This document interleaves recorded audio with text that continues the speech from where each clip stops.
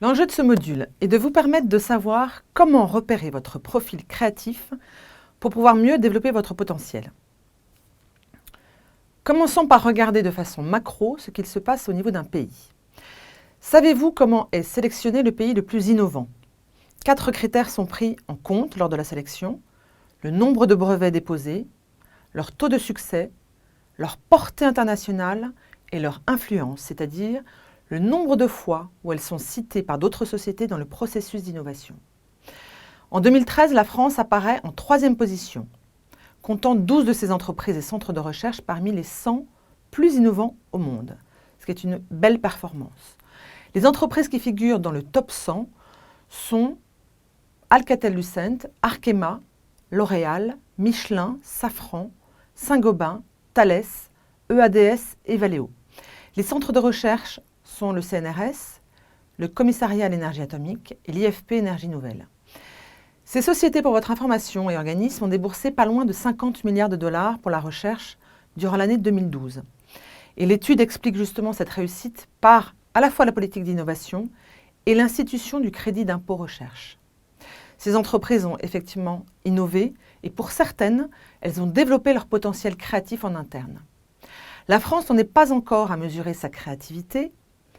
Par contre, aux États-Unis, une étude comparative a été menée en 2010 sur les résultats obtenus au test Torrance de pensée créative depuis 1960 jusqu'à aujourd'hui. Et les résultats sont surprenants. Le professeur Kyun-hee Kim a prouvé que les scores étaient en diminution constante depuis 1990. C'est très clair, dit-elle, et la diminution est très significative. Les conséquences potentielles, vous l'imaginez, sont énormes, autant dans le développement économique du pays que dans l'appréhension de défis internationaux graves pour lesquels une démarche créative est nécessaire. La créativité d'un pays repose donc sur la créativité des individus, donc elle dépend de nous. C'est un beau challenge à relever. La première étape pour la développer, cette créativité, est de savoir d'où on part. Pour cela, je vous propose d'explorer les moyens existants, qui ne sont pas exhaustifs, pour pouvoir le faire.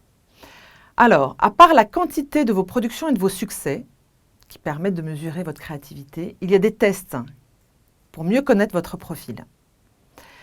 4 tests principaux vous donnent un bon aperçu de vos spécificités et permettent de mesurer le chemin à parcourir et dans quelle direction. De nombreux chercheurs depuis les années 60 ont développé des tests pour évaluer les profils créatifs.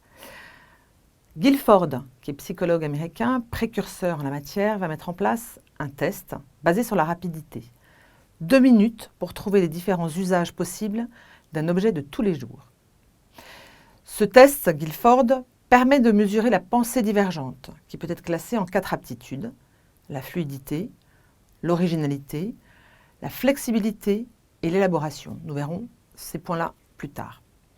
Dans une démarche très similaire, Torrance va également développer un test de créativité dont je vous ai parlé juste avant, permettant la réalisation d'une typologie des profils créatifs. Ainsi, ce test, qui s'appelle le test Torrance sur la pensée créative, cherche à identifier les aptitudes créatives en se démarquant du test du QI. Il a été créé aux États-Unis pour savoir si vous aviez un profil plutôt novateur, ou imaginatif, ou chercheur, ou encore une combinaison de 2 ou de 3 de ces profils. Il permet donc aujourd'hui de suivre l'évolution du potentiel créatif d'un pays, comme on l'a vu pour l'exemple des États-Unis. D'autres tests existent, comme celui du profil CAI. Il permet de savoir quel type de créatif vous êtes. Est-ce que vous êtes un créatif innovateur ou un créatif adaptateur? Est-ce que vous êtes plutôt explorateur, si vous êtes créatif innovateur, ou plutôt développeur, si vous êtes plutôt créatif adaptateur?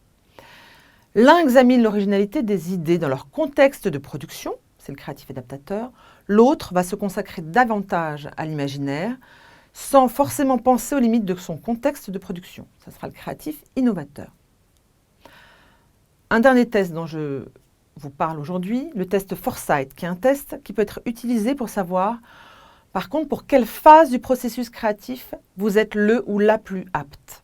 Est-ce que vous êtes plutôt dans la clarification du problème, dans la recherche d'idées ou l'idéation, dans le développement des idées en solution ou dans la réalisation, la mise en œuvre de ces solutions, ou encore dans un mix de ces caractéristiques en lien avec le processus de créativité.